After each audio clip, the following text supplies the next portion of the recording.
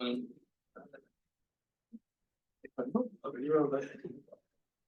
bienvenidos al seminario. Esta es la primera versión del seminario de matemáticas aplicadas y computacionales. El nuevo nombre del seminario. Hoy nuestro primer invitado es el profesor Carlos Pérez Arancibia de la Universidad de Twente. Carlos es un hijo pródigo de esta universidad que estudió ingeniería acá. Luego va a estudiar su doctorado a Caltech y un postdoctorado en MIT para volver a esta universidad. En realidad volvimos juntos en 2018, pero él decidió irse y ahora está en la Universidad de Atlanta. Bueno, por eso muy bienvenido. Gracias, Manuel. Bíblica la introducción de Manuel. Ok, bueno, gracias por la invitación. Es un gusto estar acá de vuelta. Voy a hablar en español, pero puede que algunas cosas las tenga que decir en inglés porque no sé la traducción directa. Ok, el título es este, no creo que valga la pena repetirlo. Lo que sí quiero decir es que todo lo que voy a mostrar hoy día es un trabajo colaborativo con Thomas Anderson, que es profesor en la Universidad Rice en Estados Unidos, Marc Bonnet y Luis Faria, que están en esta pares. Ok, ¿de qué se trata esta charla? Se trata sobre lo siguiente. Lo que quiero hablar son métodos numéricos para evaluar operadores integrales de volumen. ¿Okay? Entonces, qué es lo que llamo yo operadores integrales de volumen? Que alguna gente lo llama también potenciales de Newton, va por varios nombres. Son operadores integrales que lucen de esta forma. O sea, tienes un dominio acotado con cierta regularidad. Digamos que la frontera del dominio es suave a pedazos. Y tienes un kernel, que es la solución fundamental de una cierta ecuación diferencial parcial, con coeficientes constantes, elíptica. En nuestro caso nos vamos a enfocar en dos tipos. Una es la solución fundamental de la ecuación de Laplace o la solución fundamental de la ecuación de Helmholtz. Y para esta charla va a estar todo en dos dimensiones. ¿Okay? Entonces, esto es la función de Green en dos dimensiones. Y vamos a considerar dos tipos de operadores integrales. Que uno toma, básicamente la forma que funciona, uno toma un input, que es una función f, que con cierta regularidad que voy a mantener como un parámetro, porque el orden del método que voy a escribir va a depender de qué tan regular es mi fuente. Entonces voy a asumir que está acá. Toma este input, multiplica por esta función, que es una función de dos variables, integra la variable y esa va a ser mi notación a lo largo de esta charla, y al integrar va a resultar una función de x. Entonces ese es el operador, un operador lineal. Ok, y entonces tengo este operador y operadores que son similares, que le voy a llamar W, que tienen esta forma, que básicamente ahora toma un campo vectorial como input, y básicamente calculo el gradiente de la función de Green, punto el campo vectorial, integro, y eso me da una función de la variable x. ¿Okay? Eso es estos operadores. Y la charla se trata cómo evaluar estos operadores integrales numéricamente de forma eficiente y de alto orden. ¿Okay? Y quiero explicar por qué alguien querría hacer algo como eso. Entonces, sí. H01 es Hankel o Sí. Esta es la función de Hankel de orden 0 y del primer tipo. Okay. Por favor, interrúmpame en cualquier minuto si quieren alguna pregunta. Ok, entonces, ¿por qué alguien querría hacer esto? Entonces, déjenme contarle un poco el problema físico detrás que es interesante, creo. Entonces, supongan de que tienen un objeto, esto es desde el punto de vista electromagnético, pero hay un equivalente también desde el punto de vista de la acústica. Supongan que tienen un objeto bien definido, con una frontera, y que el objeto es heterogéneo. Desde el punto de vista electromagnético significa que tengo una permitividad que está representada por un tensor, y este tensor varía, no es constante, digamos, varía dentro del objeto. Pero fuera, el epsilon es constante. ¿Okay? Entonces, ¿dónde puede aparecer algo así? Entonces, no sé, el ejemplo más, qué sé yo, típico que la gente le gusta usar es, por ejemplo, imagínense un avión, y tiene un avión, el avión es un objeto altamente heterogéneo, porque tengo asientos, gente, bla, bla, bla. Entonces, la permitividad varía dentro del avión, con la posición. Pero fuera del avión tengo aire, entonces en una región bastante grande alrededor del avión puedo asumir que el epsilon es constante. ¿Okay? Pero hay situaciones de ese tipo en muchos otros problemas. Entonces, por ejemplo, en fotónica, que es, por ejemplo, cuando fotónica es un área de, básicamente, de ingeniería ya, o de física aplicada, donde uno quiere, básicamente, manufacturar ciertos objetos hechos de materiales dieléctricos, plástico o silicón, y trata de modelar la geometría de forma tal de que cuando uno ilumina estos objetos con una onda electromagnética, haya una cierta respuesta en el campo difractado. ¿Okay? Esa es como la motivación. Ok, entonces ya les conté un poco lo que yo quiero hacer. Entonces tengo este objeto. Entonces supongan de que tengo una onda electromagnética que viene de alguna parte y que interactúa con este objeto. Entonces al interactuar con este objeto van a haber dos fenómenos. Uno es el fenómeno de transmisión.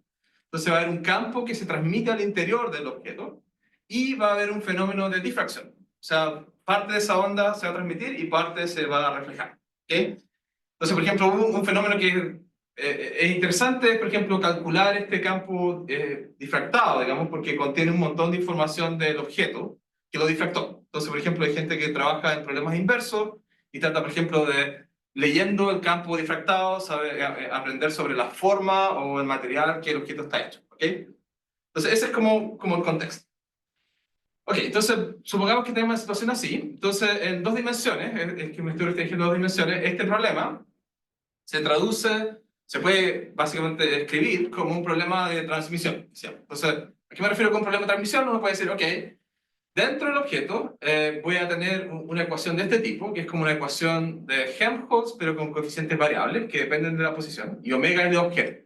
Entonces, dentro del objeto tengo esta ecuación, que es como Helmholtz con coeficientes variables.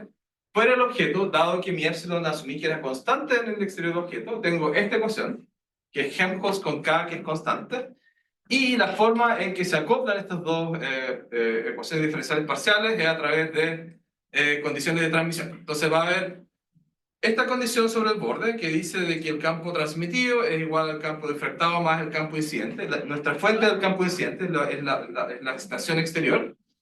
Y también necesito esta condición sobre las derivadas normales sobre la superficie del objeto. Y dado que estamos tratando de resolver un problema en un dominio no acotado, es necesario decirle a nuestro problema cuál va a ser la condición de borde en infinito.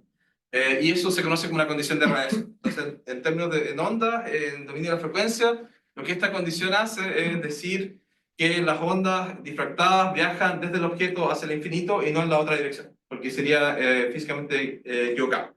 ¿Okay? Entonces, este problema está bien puesto, está súper estudiado.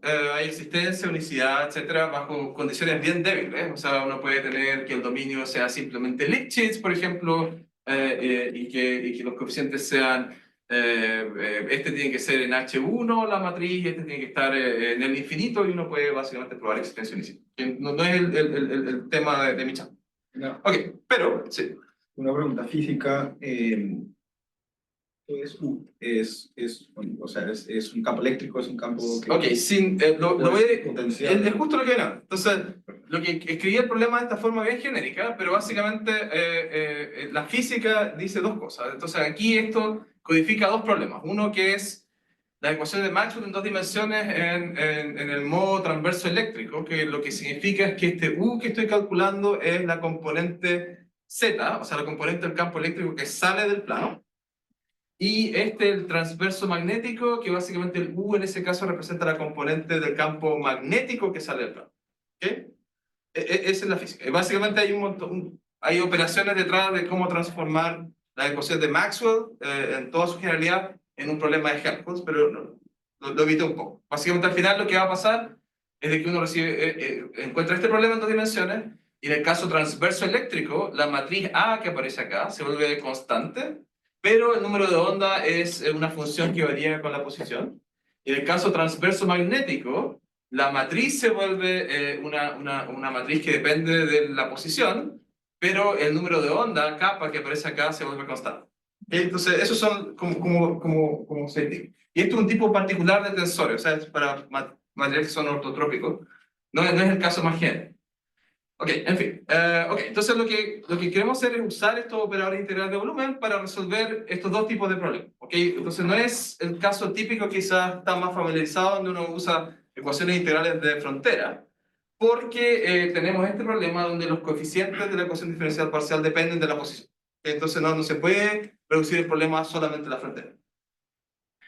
Ok, entonces déjenme mostrarle cómo operaría el proceso de resolver este problema. Supongan de que su epsilon luce de esta forma. Entonces, en el exterior de un cierto dominio acotado, digamos un círculo, es constante, todo esto rojo es perfectamente constante, igual a 1, y dentro de un círculo imaginario por ahora, varía con la posición.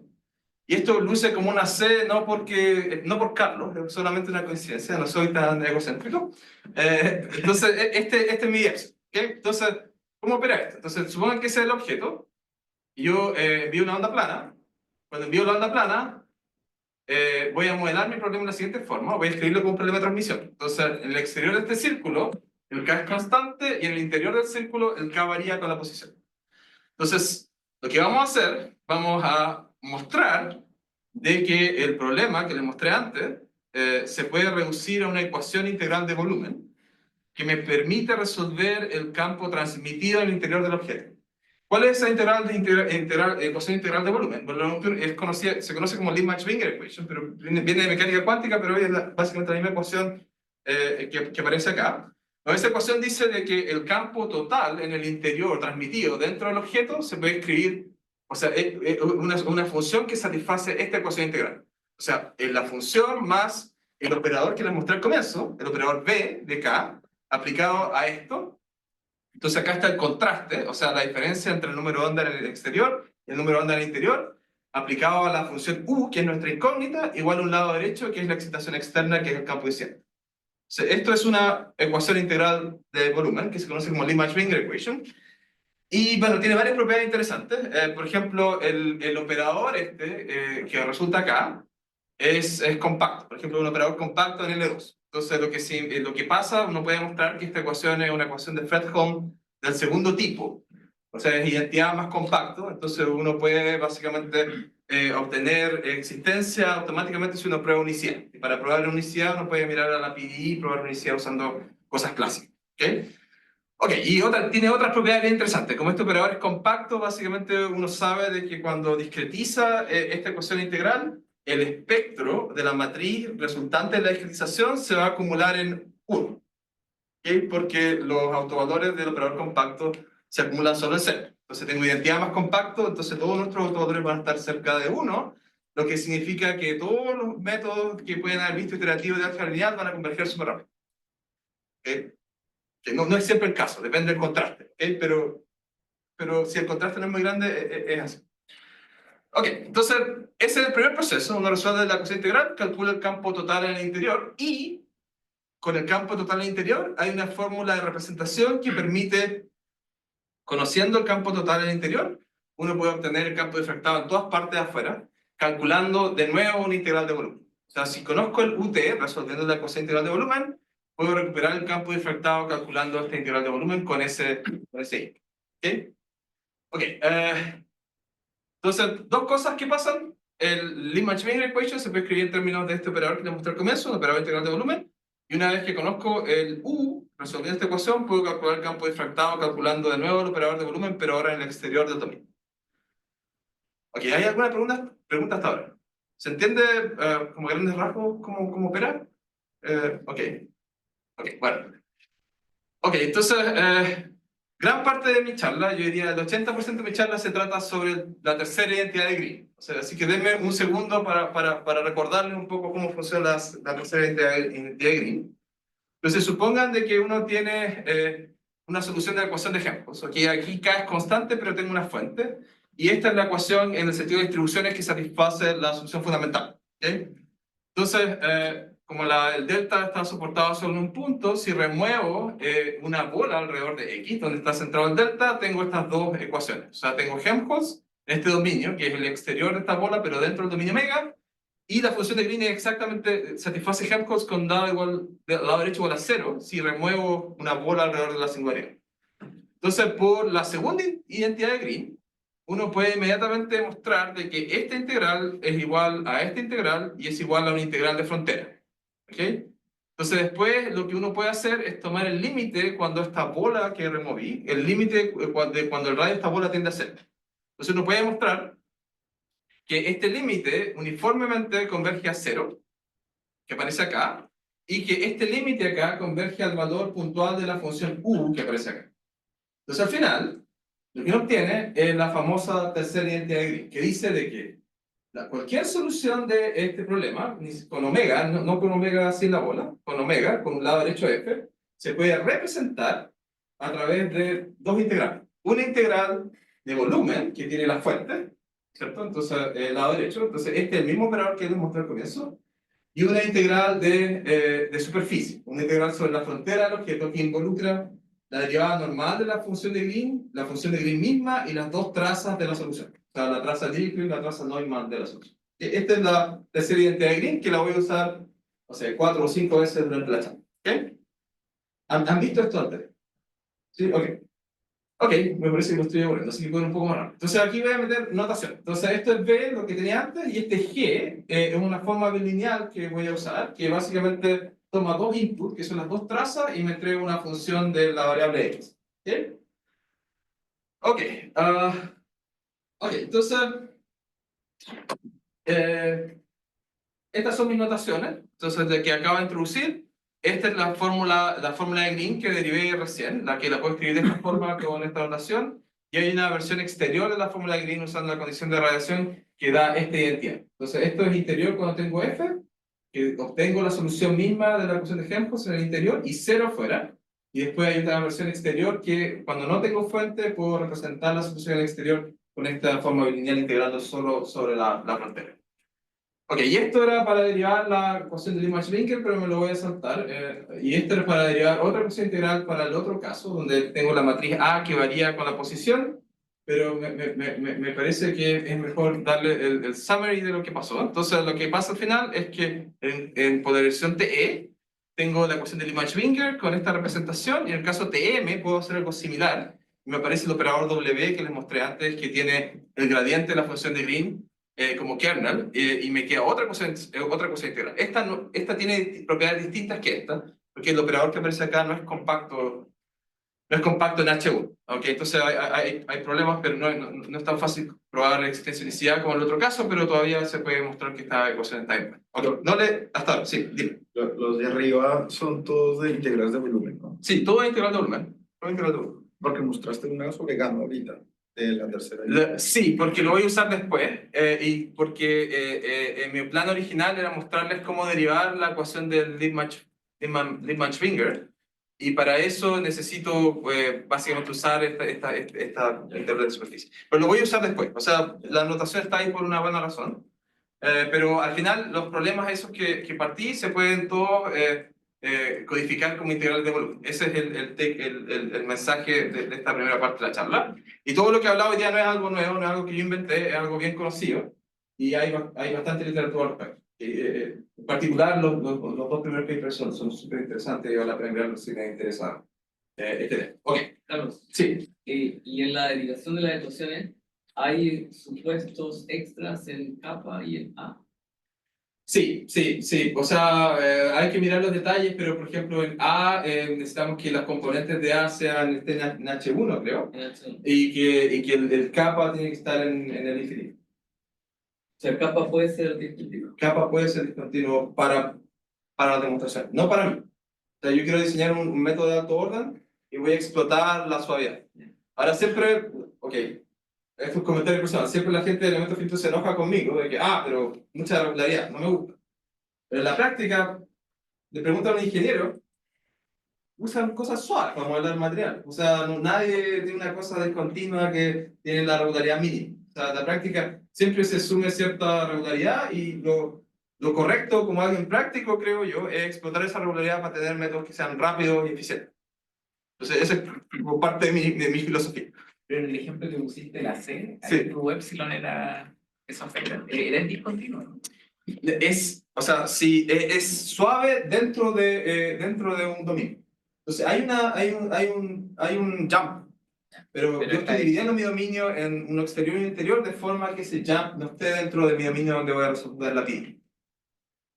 Ah, ya, es que ahí no caché muy bien en el dibujo, pero entonces no era que hubiera un salto así. Sí, sí, hay. Mira, porque tú consideraste el círculo ahí. no, Como mira, ok, este es mi epsilon, ¿cierto? ¿Dónde está? Este es mi epsilon. Entonces, aquí, si esto hay un jump, es completamente discontinuo, ¿cierto? Pero una vez que hago mi círculo, y esa es la idea de hacer la descomposición del dominio, ahora en mi círculo, mi C en el interior es perfectamente suave. O sea, no mi C, digo, el epsilon es perfectamente suave en el interior, y es perfectamente suave en el exterior, pero usé esta discontinuidad para definir mi superficie, ¿ok? Que es que básicamente lo que pasa en la práctica, o sea, por ejemplo, esta mesa, ¿cierto? O sea, tengo todo suave afuera, probablemente todo suave adentro, pero lo que me importa es la interfaz. La interfaz es la real discontinuidad que uno tiene, y si uno puede modelar la interfaz y dejarla como fuera de la PDI, es lo que me parece correcto que hay que hacer. ¿Ok? Ok, entonces, eso es lo que estamos haciendo. El W, dijiste que no era compacto. No, no es compacto. No es compacto en H1. Es solamente ¿Y la apretado. expresión de W ahí como para...? Sí, sí, es compacto. ¿Dónde está el comienzo? Déjame. Ok, está al comienzo. Pero, ahí está. Ya. Ok, ¿de dónde? O sea, depende de la regularidad de tu kernel. Entonces aquí tiene una singularidad, o sea, esto explota porque tengo el logaritmo, pero esto es una función integral en el sentido de Lebesgue. En este caso todavía es integral en el sentido de Lebesgue, pero la singularidad es un poco más fuerte que en el caso del logaritmo, y eso limita la regularidad. ¿Okay? Y aparte tengo el gradiente, o sea, el W es compacto, pero cuando aparece en la ecuación integral, el operador no es W de F, es W del gradiente del U. Entonces, ese operador con el gradiente de U es el que no es compacto. Ya. Volviendo al ejemplo de la C, ¿qué ventaja hay en hacer la descomposición del dominio como el círculo y el exterior del círculo versus algo que va alrededor de la C? Ya que igual al interior de la C creo que era epsilon cero igual que afuera. Se podría hacer mientras cumpla de que en el interior del dominio el epsilon es suave y en el exterior es constante. Siempre que sea así, la formulación va a funcionar.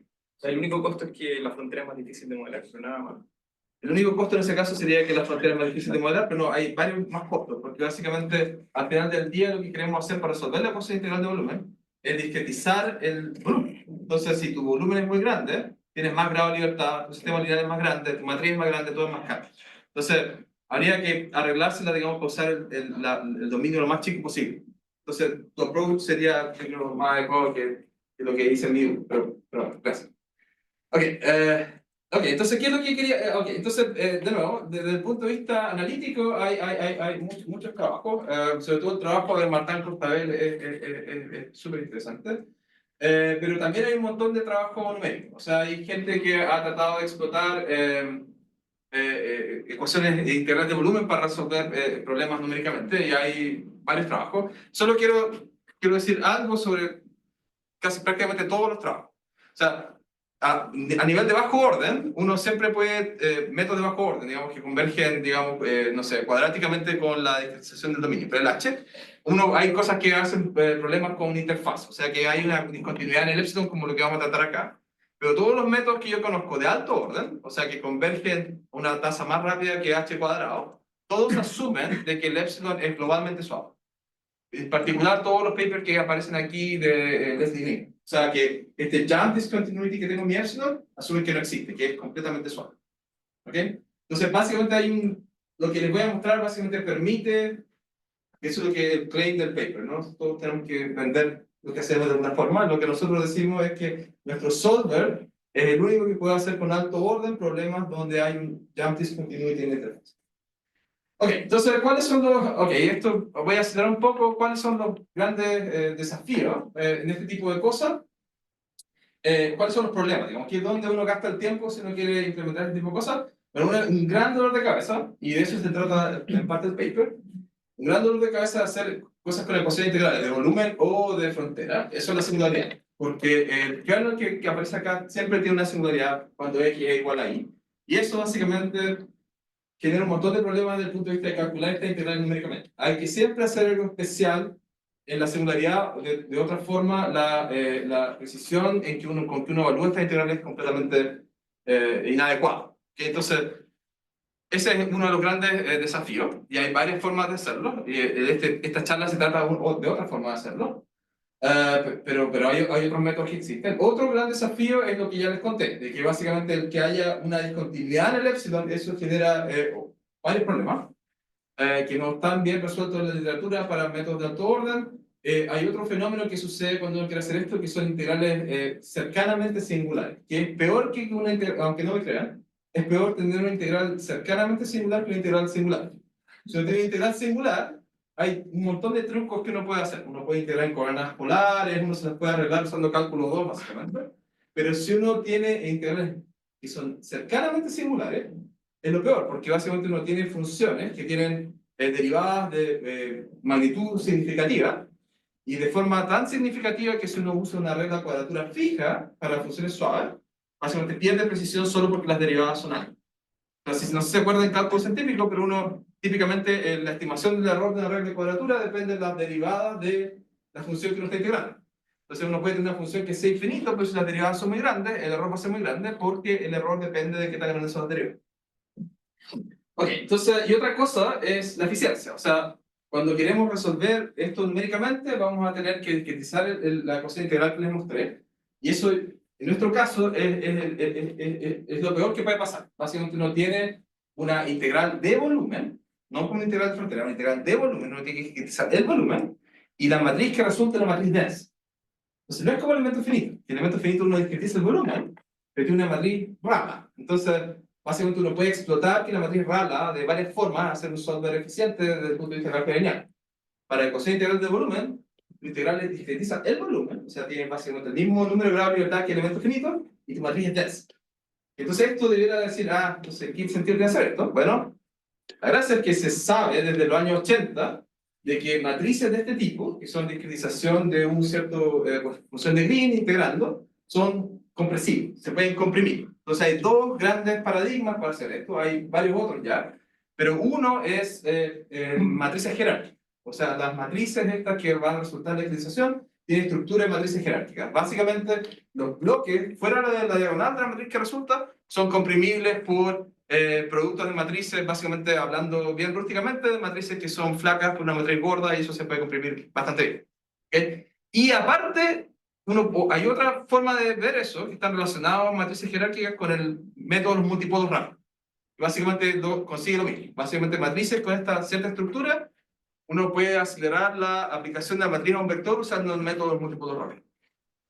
Ok, el último desafío es alta frecuencia. O sea, cuando uno discretiza la ecuación integral, básicamente puede que requiera muchas iteraciones del método iterativo que uso para resolver el sistema lineal, dependiendo de qué tan grande es el contraste. Entonces, lo correcto a hacer si uno hace cosas de alta frecuencia, como el profesor Van Pau, es usar un buen precondicionador.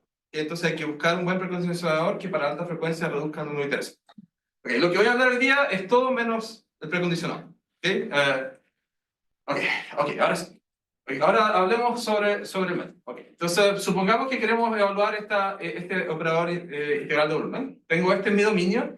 Este es el punto donde quiero evaluar este operador integral de volumen. ¿Okay? Entonces, ¿qué es lo que hace alguien razonable? Dice, ok, necesito calcular esta integral. ¿Qué es lo que hago? Uso una triangulación de mi dominio. Entonces, hago de este tipo, ¿cierto? Y lo que hago es, bueno, descompongo mi dominio usando una triangulación y introduzco una regla de cuadratura. Yo básicamente tomo en cada triángulo una regla de cuadratura para integrar ese triángulo. Tengo un número fijo de nodos de cuadratura por cada triángulo, en este caso tengo 6. Y uso esa regla de cuadratura para evaluar esta integral. ¿Sí? Suena razonable, ¿cierto? ¿Los elementos son curvos? ¿Ah? ¿Los elementos son curvos? Sí, los elementos de la frontera son curvos, pero podrían no ser. ¿Okay? En este caso, en el dibujo sí, pero no necesariamente. Depende si uno quiere que sea conforme a la geometría de verdad. Ok, entonces, ¿qué puede salir mal? Bueno, lo que sale mal es que si tengo una regla de cuadratura fija, como les mostré, pues la función que tengo que evaluar, la integral, luce así. Entonces es singular. Lo que estoy integrando explota en el punto X. Entonces, en ese triángulo, esta integral se vuelve singular. Entonces, tengo que hacer algo especial en ese triángulo, de forma tal de que mi regla de cuadratura, que partió del comienzo, no me va a servir. Porque hay algo especial que tengo que hacer ahí para poder resolver la integral con la precisión que yo quiera, debido a la singularidad. Pero aparte de eso, si miran esta degradación de colores, lo que hay alrededor no son tan suaves tampoco. Entonces, estas son las integrales cercanamente singulares que les mostré al comienzo. Las derivadas aquí son grandes, entonces mi regla de cuadratura fija se vuelve no tan buena para evaluar la integral todo alrededor de este triángulo singular.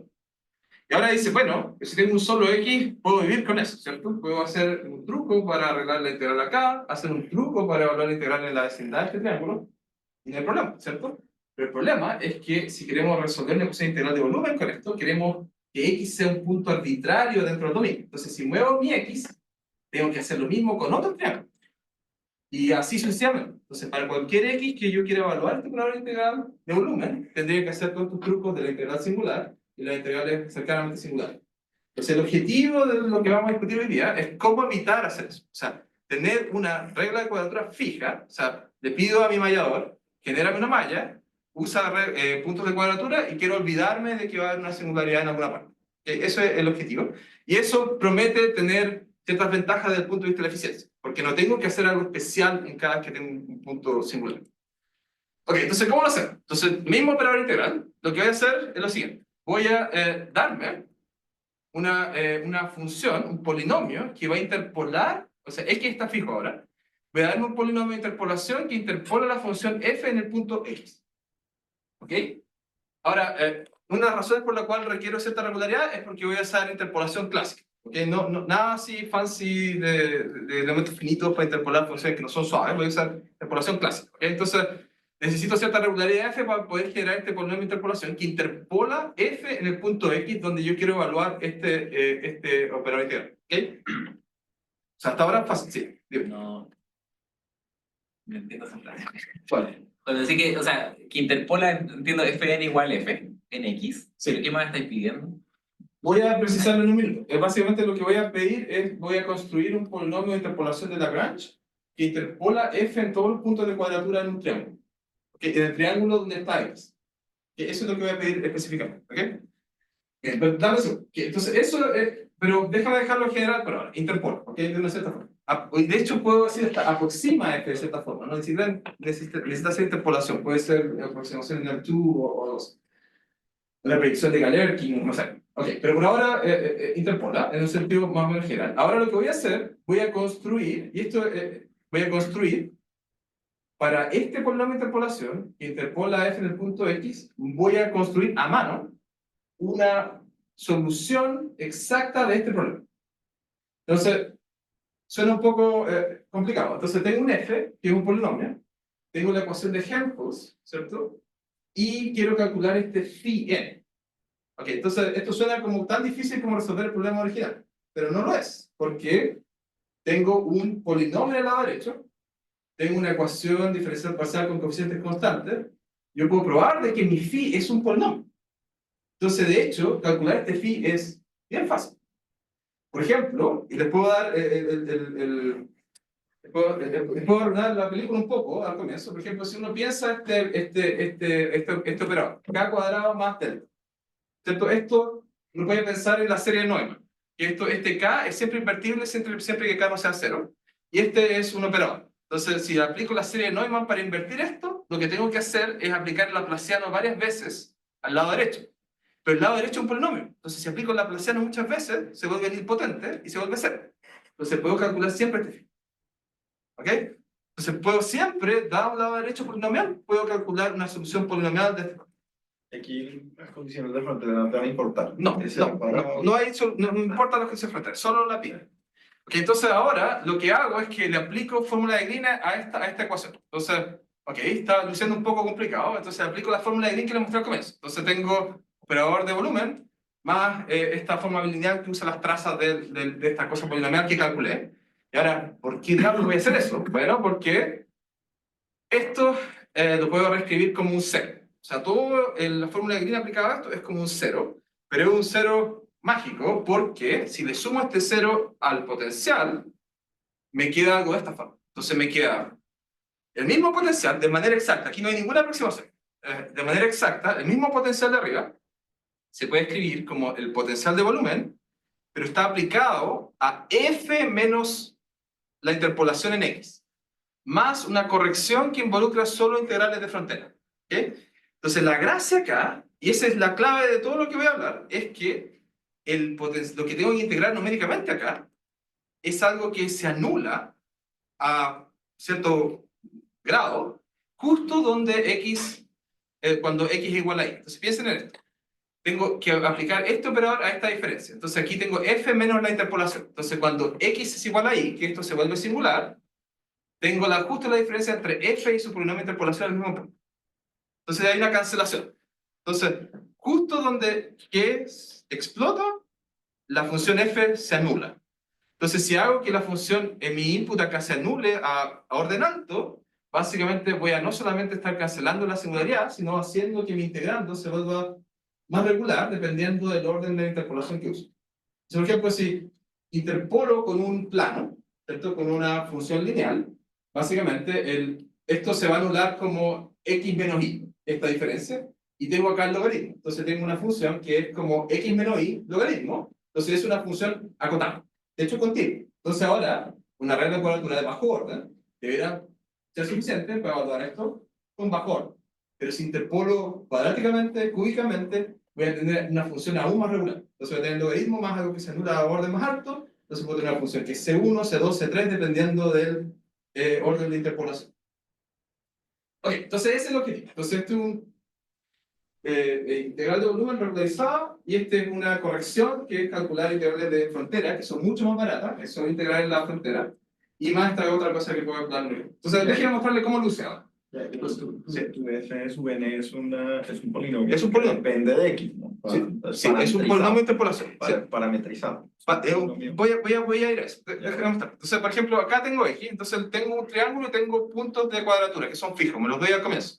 Escojo mi regla de cuadratura de alto orden que yo quiera y tengo estos puntos de cuadratura. Entonces, lo que voy a hacer, voy a construir este f interpolando en esos puntos de cuadratura en ese triángulo. ¿Ok? Entonces después tengo que calcular esta integral, lo que uno puede mostrar por teoría de interpolación. Este es un interpolante de Lagrange, en estos puntos de cuadratura del triángulo, puedo mostrar que en el triángulo tengo un error de interpolación que va de esta forma. Como h a la n más 1 si interpolo con un polinomio de grado n. Pero, este paper es famoso, hay dos papers, de hecho del año 72, que de hecho esta cuota para interpolación no solo es válida para este simplex donde tengo mis puntos de interpolación, sino es válida toda una vecindad alrededor de ese punto, de esa región. Entonces, básicamente lo que estoy haciendo, voy a estar regularizando mi integral no solo en el triángulo singular, sino también en los triángulos alrededor donde tenía estas integrales cercanamente singulares. Entonces, y esto es exactamente como luciría la misma integral que mostré antes si grafico mi integrando que me queda después de restar el polinomio de interpolación. Entonces, acá había una singularidad y había cosas cercanamente singulares alrededor, ahora está todo con derivadas chicas. Entonces aquí puedo aplicar la regla de cuadratura que yo quiero. Entonces lo que hago, dado que interpolé acá exactamente, puedo simplemente remover la contribución del triángulo singular. Entonces remuevo el triángulo singular, le llamé k de x, y después le aplico una regla de cuadratura a todo lo que queda alrededor. Y para eso, básicamente, es simplemente pensar en una modificación del kernel que básicamente se anula en el triángulo singular. ¿Okay? Entonces, esa es la mecánica del asunto. Ahora, ¿qué podemos demostrar? ¿Okay? Lo que podemos demostrar es lo siguiente, que si uno hace esta técnica para regularizar el operador de volumen, y básicamente tiene una triangulación cuasi uniforme, triangulaciones cuasi uniformes del dominio, lo que uno puede mostrar es que el error, cuando uno aplica una regla de cuadratura de orden n, ¿cierto? Va de esta forma. Entonces, hay dos componentes del error. Esta componente del error es básicamente porque simplemente removí el triángulo singular, y cuando remuevo el triángulo singular, que tiene diámetro h, me genera inmediatamente un error de este orden. Y la segunda contribución es la contribución por la regla de cuadratura de orden n. ¿Okay? Bueno, la demostración es bastante complicada. Digamos, tomó 5 páginas para poder hacerlo, porque no es algo... Lo que yo hago bien no es estándar, entonces de rara vez encuentro algo que me sirva en los papers. Pero en fin, pero es el teorema, que es bastante modesto, pero por lo menos tenemos una cota para el error de cuadratura, aplicando esta regularización. Okay. Entonces, ¿qué es lo en resumen? Tenemos esta integral regularizada y tenemos que calcular esta integral sobre la frontera, que también tiene ciertos problemas, que por ejemplo, que cuando x está cerca de la frontera, estas cosas se vuelven irreducibles. No quiero aburrirlos con esto, pero este es un problema más o menos resuelto. O sea, trabajo con calculadores, tenemos métodos para hacer esto bien, pero también hay muchos otros de gente que trabaja en métodos de cosas integrales de frontera. Y esto es propaganda para las cosas que yo he hecho, si me va a saltar. Entonces déjeme mostrarle un experimento numérico. ¿Ok? Entonces lo que voy a hacer es voy a cocinar un operador de volumen con un f que estaba por esta forma. Entonces yo sé que si f es de esta forma, ese mismo operador de volumen se puede calcular como una integral de la frontera. Entonces básicamente esto me sirve como una solución hecha para testear mi método. Entonces yo básicamente evalúo, tomo esto como referencia, que es la función u que está acá arriba, con esta integral de superficie que yo sé calcular bien, y después comparo esta solución de referencia con la solución numérica calculada con la técnica que le mostré recién. Eso es lo que hacemos. Medimos el error en los puntos de cuadratura, medimos solamente el error relativo. ¿Okay? Déjenme mostrarle. Entonces tenemos varias geometrías, todos estos son con triángulos curvos en la frontera, entonces todo, las líneas punteadas son la estimación con el teorema que les mostré antes, y los datos numéricos que recuperamos son los símbolos acá. Entonces lo que va cambiando es el orden de la interpolación. Entonces mientras más alto el grado de polinomio de interpolación, más alta es la tasa de convergencia del método. Entonces, por ejemplo, acá para un cierto h, básicamente podemos llegar súper cerca de la precisión de Magnus, o sea, 10 a la menos 12, y se puede hacer esto para geometrías bien complicadas. Todas estas son cosas que uno puede parametrizar usando coordenadas polares, pero se puede hacer cosas más interesantes usando splines. O sea, uno puede tomar splines y tener parametrización y se puede hacer exactamente lo mismo, y en todo recuperamos la tasa que pudimos demostrar antes. Entonces, es bastante tight. Lo hicimos también para el operador W, que es más complicado. Uno pierde un orden de convergencia, pero también se puede hacer. Y no sé cuánto tiempo me queda, ¿no? Sí, ok, entonces, porque no, hay varios detalles acá, pero es describir el algoritmo. Una de las cosas importantes es poder hacer esto con métodos rápidos, con Fast Multiple Method o con matrices jerárquicas. El mensaje que quiero decirles es que si se puede hacer, básicamente hay una forma de reescribir el método en la cual hay una parte que es offline, que depende solo de la geometría, y una parte que solamente depende de la fuente. Todo esto se puede acelerar con toda la aplicación de la cuadratura, como nuestros nodos están fijos, se puede aplicar H-matrices o Fast Multiple Method en todas partes. Entonces al final uno queda con un método de que la complejidad es orden n log n. Ahora voy a responder el problema de la interpolación. Entonces, la interpolación, una de las cosas para tener un método rápido es que necesitamos escribir el polinomio de interpolación en la base monomial. Y también, de nuevo, algo que alguien quiere evitar a toda costa, porque básicamente para tener el polinomio de interpolación en la base de monomios hay que resolver un sistema de Van der Waals, que es exponencialmente mal condicional, a medida que uno aumenta el número de puntos de interpolación. ¿Por qué tiene que ser la monomía? ¿Cómo? ¿Por qué la de monomía? Ok, tiene que ser porque solo si, o sea, no se puede que haya otra forma, pero necesito que sea en base de monomios para poder tener la complejidad computacional n log n. Si no tengo una base monomial, entonces va a depender del punto x y pierdo la complejidad computacional y se vuelve nq. Entonces necesito una base fija y los monomios es lo más Para todos los triángulos. para todo el triángulo. ¿Es n cuadrado log n o...? No, es n log n, donde n es el número total de puntos de cuadratura. Entonces necesito escribir en términos de monomio, y eso es un problema conocido que es malo, digamos, porque necesito hacer el polinomio de resolver un sistema de Van der Waals. Ahora, lo que sí hay una observación es que si uno hace la interpolación polinomial en el triángulo de referencia, para un cierto tipo de regla de cuadratura, el condicionamiento en el triángulo de referencia, básicamente el triángulo de referencia es un triángulo que lo puedo básicamente inscribir en un círculo unitario, ¿ok? Entonces ahí el sistema de Van der Waals no es tan mal, o sea, todavía crece el número de condicionamiento exponencialmente, pero no crece tan rápido como si este triángulo está trasladado lejos del origen o tiene un aspect ratio más.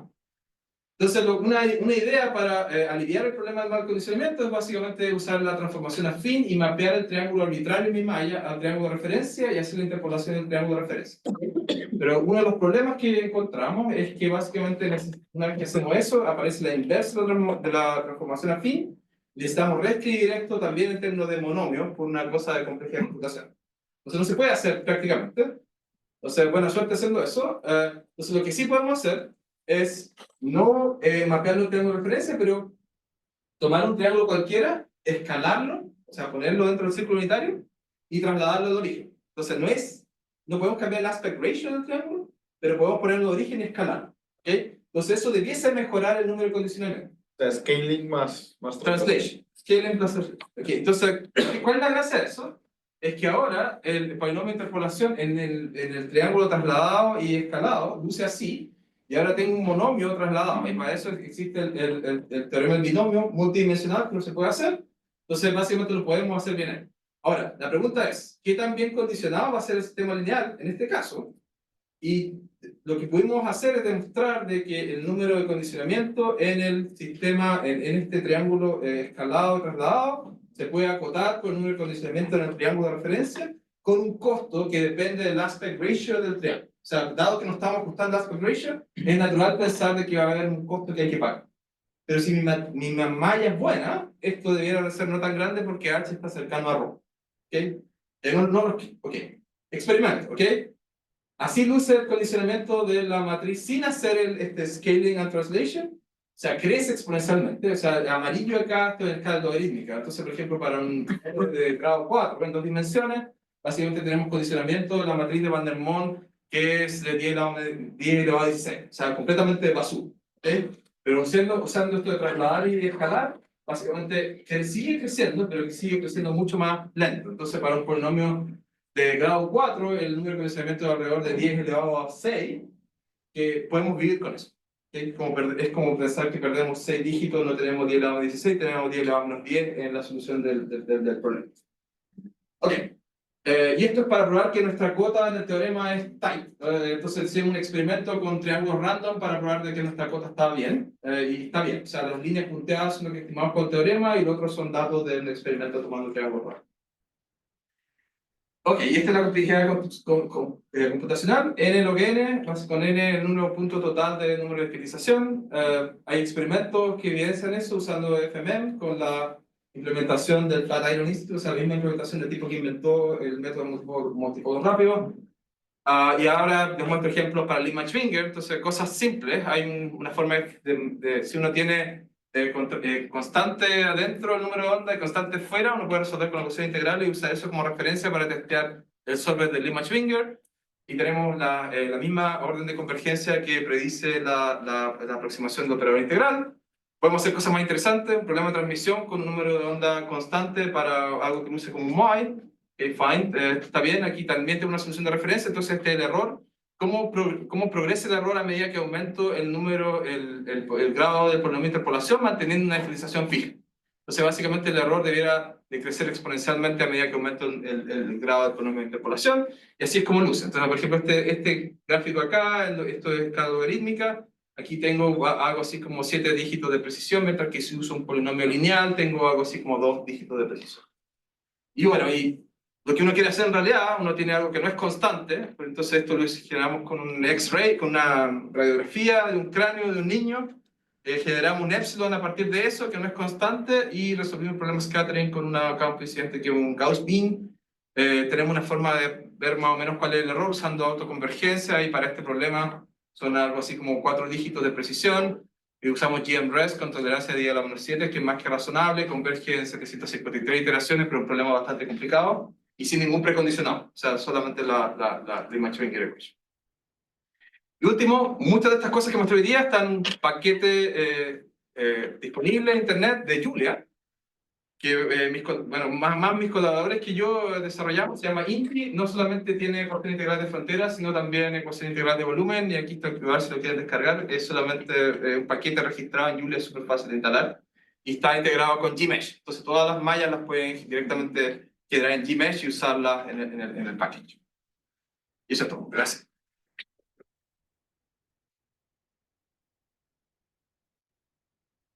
Gracias, Carlos. ¿Hay alguna pregunta? Dus ik bedoel, integraal sobre volumen, este V, tú evalúas sobre este función F.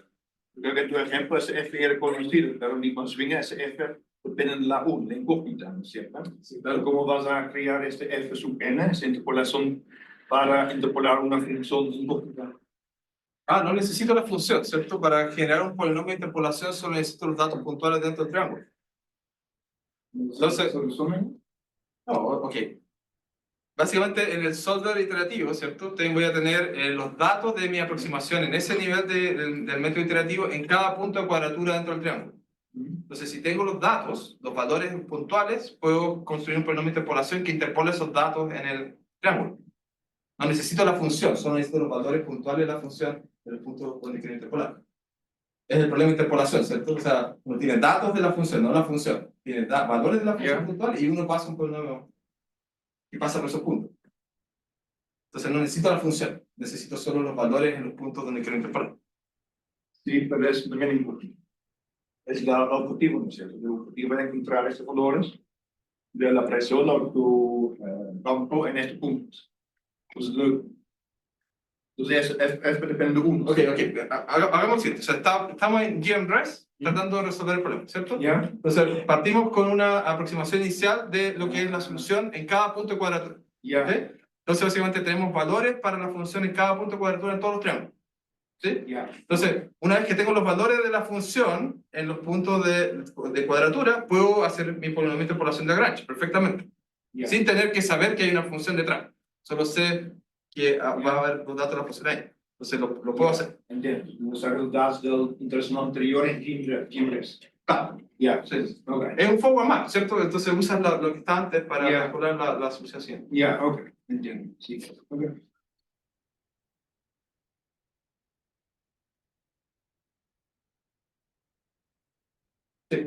Me parece extraño que tú, cuando construyes el phi, la ecuación del phi depende del k, Sí, del k exterior. tú dices la solución polinomial. Sí, la del phi n, Ajá. depende del k exterior. Ajá. Entonces, porque me parece. Pues yo hubiese esperado y el k pareciese los errores, el estimado del error. Estamos hablando del problema polinomial, de resolver la PDI con el polinomio. Es un problema de. O sea, dado una fuente polinomial, quiero encontrar una solución de la PDI polinomial. Yeah. Entonces, eso es lo que hacemos. Lo hacemos tal cual como está acá. Mira. Entonces, por ejemplo, queremos resolver esto donde el lado derecho es un monomio y queremos encontrar un polinomio. Para el caso de Helmholtz, el polinomio es del mismo grado que el polinomio de la fuente. Para el caso de Laplace, de Poisson, no es así porque no tengo el K. Entonces, este polinomio es de un grado 2 más alto que el lado derecho. Pero bueno, okay. Entonces, la idea detrás de hacer esto es la serie de Neumann. O sea, si el inverso de esto, aplicado a polinomios, ¿cierto? No cualquier lado derecho, a un polinomio, es exactamente esta serie de Neumann. O sea, básicamente lo único que tengo que hacer es aplicar el laplaciano al lado derecho un cierto número de veces. Y como esto es un polinomio, en algún momento el laplaciano va a aplicar un polinomio de un grado muy bajo y me va a dar 0. Entonces, así lo hacemos. Pero, por ejemplo, para Poisson hay que usar otra forma de hacerlo. Y tenemos un paper sobre eso. Este paper de acá, y que hacemos, creo que son en total como 8 PDI distintas. Hacemos Poisson, Helmholtz, hacemos elasticidad lineal, hacemos Stokes y hacemos Maxwell. Pero por eso mismo, no, si el k fuese gigante, ¿Sí? eso no funcionaría. No, sí funciona. Funciona igual. Sí. Porque mire, esto es como tener, ok, olvídate que es K, el K no es 0. Entonces esto es como identidad más una matriz. ¿Ok? Entonces, la serie de Neumann, o sea, si asumes que la serie de Neumann converge, básicamente es como la serie geométrica. Entonces, lo único que tienes que hacer para calcular la inversa es aplicar potencias de tu operador al lado derecho. Pero tu operador es solamente el laplaciano y tu lado derecho es un polinomio. Entonces, en algún momento, el laplaciano aplicado a un polinomio de un grado muy bajo te va a dar 0. Entonces, esta serie siempre va a converger. Independiente de cuál es K. Mientras no sea 0, siempre va a converger. Pero, perdón, pero, ok, pero imagínate que el k a la menos 2j más 1 se te hace demasiado chico ¿Sí? y que ya no estás ahorrando antes de llegar a él. Tu K es demasiado chico. Tu k elevado a menos 2j más 1 es demasiado chico ¿Sí? y que ya no agarráis, no alcanzáis a sumar hasta n medio. Ah, por precisión de máquina. Sí. Ah, sí, eso potencialmente puede ser un problema. Sí, tienes razón. Sí. O sea, a nivel de implementación es algo que tendría que ser con cuidado. Ok, pero no te. Ok, solamente. Sí. No es un caso que hayamos visto. Siempre nuestro K es lejos del 0 o 0. Entonces, pero sí, entiendo el punto. Tienes que hacer por un interpolante, estás interpolando sobre un dominio 2D, el triángulo. Sí. Tienes que escoger tus nodos de cuadratura. ¿Qué nodos de cuadratura escoges? Porque hay un tema de, tú sabes que hay como estos nodos óptimos para interpolar y toda esta vaina. Súper buena pregunta. Usamos algo súper especial, que son Brooklyn y uno de sus estudiantes de doctorado tienen una regla de cuadratura de alto orden para integrar sobre triángulos. Y la gracia de esta regla de cuadratura es que el número de puntos de cuadratura es exactamente el número de incógnitas que tienes en el polinomio de interpolación de Lagrange. Entonces, básicamente, tienes un sistema lineal al final que es cuadrado. Entonces, pero ¿por qué un problema sutil? O sea, por ejemplo, Sí. si puedes tener una regla de cuadratura, que tu número de puntos de cuadratura es deficiente, entonces no te queda un sistema cuadrado para poder hacer interpolación de Lagrange. Pero has visto esto de la constante de la Lagrange y Sí, sí, sí, sí, que, sí, sí. que, digamos, bueno, en ese sentido también, porque hay Sí, sí, temas sí, sí. de conexión. Está todo, o sea, sí, está todo explicado en el paper, y una de las gracias de eso, el número de puntos de cuadratura es exactamente el número de incógnita en el polinomio de Lagrange.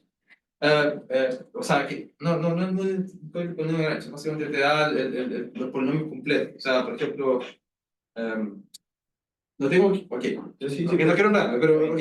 Y la otra gracia que tiene es que estos puntos básicamente son casi los que minimizan el condicionamiento de la matriz de Van der Moor cuando lo hacen en el polinomio de referencia, en el triángulo de referencia. Entonces, por eso nos colgamos de esto y no usamos una regla de cuadratura estándar. No me acuerdo bien. Esto ya está extendido a 3D. Estamos trabajando en el paper, sí. Pero no hay alguna sorpresa evidente de algo que se vuelva potencialmente más complicado. Ok, hay problemas de que sea global. O sea, hay una cosa global acá. Entonces, por ejemplo, cuando hacemos este polinomio está definido en todas partes. Entonces, hay cosas de inestabilidades que aparecen en un caso súper específico. Si tienes una fuente que es localizada, o sea, una cosa que es una gaussiana súper big en un triángulo, entonces hay problemas con la estabilidad de hacer el teorema del binomio para poder tener la complejidad óptima. Entonces, eso en 3D, mientras todo se mantenga razonable, todo esto se puede generalizar, estamos haciendo el paper, pero hay una versión de esta versión que es local. O sea que para evitar esta versión global, básicamente hacemos esto en una vecindad del triángulo singular y en la otra parte usamos otra cosa para evitar ese tipo de inestabilidad. Pero sí, en 3D básicamente no hay sorpresa. Hay cosas que hay que arreglárselas, que tienen que ver con la regla de cuadratura, que la regla de cuadratura de Briones-Rocket no existe en 3 dimensiones, entonces hay que usar otra cosa. Pero básicamente los teoremas y todo lo demás anda bien. Lo otro que es pain in the neck es la malla. Entonces, por ejemplo, acá la malla con triángulos curvos es súper fácil de generar en 2 dimensiones. O sea, uno puede mallar con cualquier cosa, hacer el snapping de los puntos generados por el mallador en la curva si uno tiene la parametrización y después curvar usando Transfinite Interpolation. En 3 dimensiones hacer eso es una pesadilla. Entonces, un paper de Bernardi del año 80 y tanto que tienen toda la teoría de cómo hacer eso, pero nunca está implementado y estamos luchando con hacer eso para poder tener geometría, representación de la geometría de alto orden en 3 dimensiones. O sea, hay ciertas cosas que hacer, pero nada así como técnico fundamental. ¿Ya?